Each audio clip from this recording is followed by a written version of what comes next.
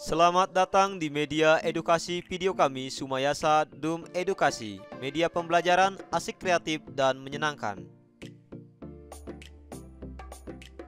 Pada kesempatan ini kita akan belajar bersama tentang materi tematik kelas 6, tema 1 Selamatkan Makhluk Hidup, subtema 1 Tumbuhan Sahabatku, edisi buku paket pembelajaran 1. Burung beo, burung belibis, buah naga dimakan ulat. Tonton videonya sampai habis, semoga bermanfaat. Namun sebelum lanjut, mari kita berdoa sejenak agar kita diberikan kemudahan dan kelancaran di dalam belajar. Dan jangan lupa, mari sama-sama kita dukung dan kita bangun channel ini. Klik subscribe, like, dan share agar video ini memberikan manfaat untuk kita bersama. Baiklah, hari ini kita akan belajar bersama tentang materi tematik untuk kelas 6, tema 1 Selamatkan Makhluk Hidup, subtema 1 Tumbuhan Sahabatku, pembelajaran 1. Perhatikan berbagai tumbuhan di sekitarmu. Apa manfaat tumbuhan bagi kehidupan? Ayo kita cari tahu. Ayo berdiskusi, amatilah gambar berikut. Jika kita amati gambar ini, kita melihat seorang petani, kemudian petani wortel, dan juga kita melihat anak kecil. Kita melihat kerbau dan sapi yang sedang makan rumput, dan kita melihat ayam juga yang sedang mencari makanan di rumput-rumputan. Kita juga melihat kelinci yang sedang makan wortel. Buatlah dua pertanyaan mengenai tumbuhan sebagai sumber energi. Nah, sekarang kita sudah buat pertanyaannya. Jadi pertanyaan yang pertama, apa saja manfaat tumbuhan bagi kehidupan manusia? Tumbuhan bermanfaat sebagai bahan makanan, sebagai bahan obat, dan bahan bangunan, serta lain sebagainya. Kemudian pertanyaan yang kedua, bagaimana upaya kita dalam menjaga kelestarian tumbuhan yang bermanfaat sebagai sumber energi atau sebagai sumber kehidupan? Yaitu dengan cara merawat tumbuhan, tidak menebang pohon sembarangan, dan memanfaatkan tumbuhan dengan bijaksana. Ternyata, tumbuhan dimanfaatkan oleh manusia dan hewan sebagai bahan makanan. Tumbuhan juga dapat dimanfaatkan sebagai bahan obat, misalnya pada tanaman kunyit untuk membuat jamu. Jadi, tumbuhan merupakan sumber kehidupan bagi semua makhluk hidup. Ayo membaca. Nah, di sini ada teks tentang laporan hasil pengamatan Edo tentang perkembangbiakan jagung. Untuk teksnya silakan dibaca di buku paket.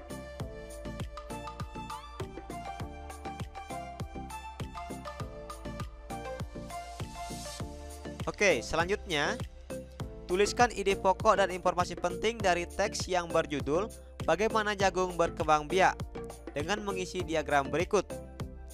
Nah, setelah kita baca teks yang berjudul Bagaimana Jagung Berkembang Biak dari laporan Edo, kita akan mengisi paragraf dengan menuliskan ide-ide pokok pada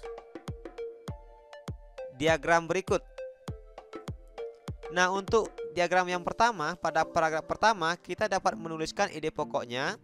Jagung merupakan salah satu tanaman penghasil karbohidrat yang dijadikan bahan makanan pokok di berbagai negara, salah satunya di Indonesia.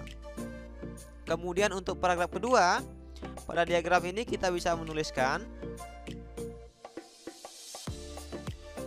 seorang petani jagung memulai pembiakan tanamannya dengan menanam biji jagung. Dengan kata lain, tanaman jagung berkembang biak dengan biji. Untuk diagram pada paragraf 3, kita bisa menulis bunga jagung memiliki helai-helai rambut halus pada bagian ujungnya dan terdapat tepung sari yang berperan penting dalam proses terjadinya pembuahan ketika serbuk sari itu jatuh di kepala putik. Untuk diagram pada paragraf 4, kita bisa menulis bagian jagung yang dimanfaatkan untuk dimakan oleh manusia adalah buah jagung yang berupa biji. Untuk diagram pada paragraf 5, kita bisa menuliskan supaya jagung selalu tersedia sebagai bahan makanan manusia, maka petani jagung harus menanam kembali sebagian biji jagung yang sudah tua dari hasil panennya. Nah, jika ada yang memiliki jawaban lain, silakan diskusikan diagrammu dengan teman kelompokmu atau dengan teman sebangkumu.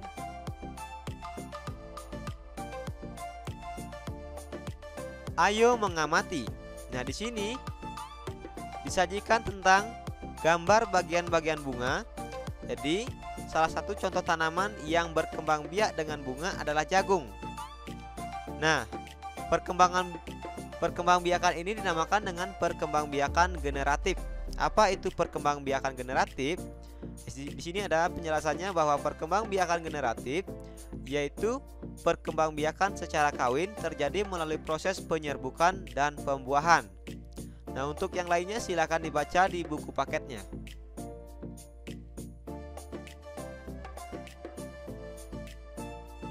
Ayo berdiskusi. Udah di sini diberikan gambar bagian bunga dan cara penyerbukannya. Nah, silakan digambar bagian bunganya, kemudian digambar cara penyerbukannya.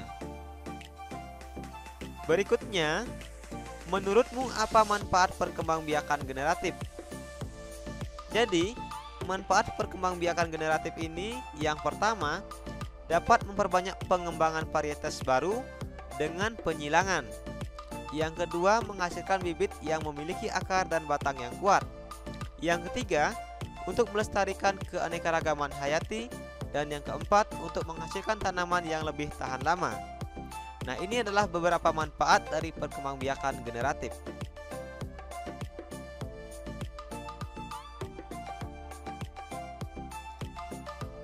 Coba bayangkan seandainya tumbuhan tidak berkembang biak, apa yang akan terjadi?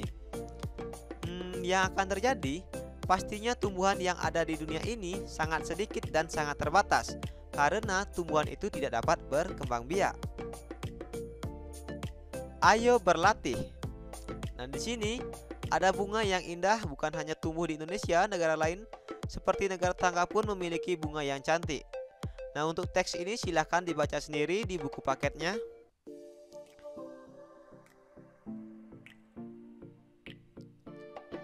Malaysia, Laos, dan Indonesia. Nah, di sini juga ada tentang ASEAN. Ada 10 negara-negara ASEAN. Nah, 10 negara ASEAN itu Indonesia, Singapura, Kamboja, Malaysia, Brunei Darussalam, Filipina, Vietnam, Laos, Thailand, dan Myanmar. Silakan dibaca juga di buku paketnya tentang ASEAN menjawab kebutuhan hidup bertetangga. Ini lumayan panjang, nanti di sini ada pendiri ASEAN, kemudian kapan ASEAN didirikan. Jadi ASEAN ini didirikan berdasarkan deklarasi Bangkok oleh 5 negara. 5 negara pendiri yaitu Indonesia, Malaysia, Thailand, Singapura, dan Filipina. Dan ini perwakilannya. Tokoh dari ASEAN untuk Adam Malik yaitu dari Indonesia, Tun Abdul Razak dari Malaysia, kemudian Tanat Koman dari Thailand, Seth S. Rajaratnam dari Singapura, dan Narcisco Ramos dari Filipina. Nah, ini adalah perwakilan yang sebagai 5 negara pendiri ASEAN berdasarkan deklarasi Bangkok. Jadi deklarasi Bangkok ini pada tanggal 8 Agustus 1967. Nah, di sini ada 5 negara pendiri ASEAN. Kemudian disusul dengan negara-negara yang lain. Negara yang bergabung berikutnya yaitu Brunei Darussalam, kemudian selanjutnya Vietnam, Laos, dan Myanmar, kemudian ada Kamboja. Jadi silakan dibaca di buku paketnya. Dan di sini juga ada kehidupan sosial masing-masing budaya ASEAN dari masing-masing negara-negara yang tergabung dalam ASEAN. Nanti silakan dibaca-baca dalam buku paketnya.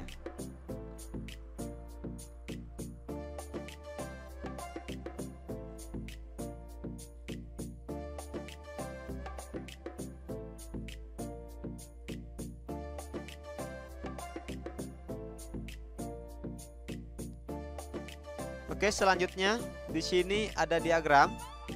Jadi diagram ini kita disuruh menuliskan yang di tengah-tengah ini persamaannya, kemudian yang di samping kiri ini perbedaan dari masing-masing negara yang kita pilih. Jadi di sini misalnya kita memilih negara Indonesia dan Singapura, kita bandingkan apa perbedaan dan persamaannya. Nah, kita mulai dulu dari persamaan ya di tengah. Jadi antara Indonesia dan Singapura ini sama-sama negara tropis. Kemudian bunga anggreknya merupakan sebagai bunga khas. Kemudian negara berbentuk republik. Jadi Indonesia dan Singapura ini merupakan negara yang berbentuk republik. Perbedaannya kita lihat ke sini. Untuk negara Indonesia, ini beribu kota di Jakarta dan pemanfaatan anggrek ini sebagai tanaman hias. Sedangkan kalau di Singapura, beribu kota di Singapura dan pemanfaatan tanaman anggrek sebagai aromaterapi. Nah, untuk bahasa resmi dari negara Indonesia yaitu bahasa Indonesia. Sedangkan bahasa resmi dari Singapura yaitu bahasa Inggris. Kemudian, potensi wisata yang ada di Indonesia ini berupa kekayaan budaya dan kekayaan alam yang sangat indah. Sementara potensi wisata yang ada di Singapura ini berupa modernisasi negara dalam bidang industri dan pembangunan.